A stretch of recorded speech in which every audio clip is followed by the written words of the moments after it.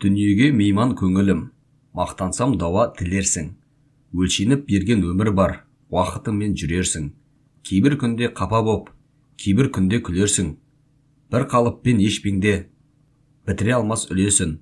Көлеңкелі бұлттай, көшпелі болған дүниесің. Ажал келсе жатқызар, маңдайынан басқан ұйқыдай. Пендені дәулет мас қылар, қырауды кешкен жылқыдай. Бауыры бүтін, бас есен, сағынар сауық күлкін-ай. Қызықтырған түркідей, дүние өтер бір күн-ай.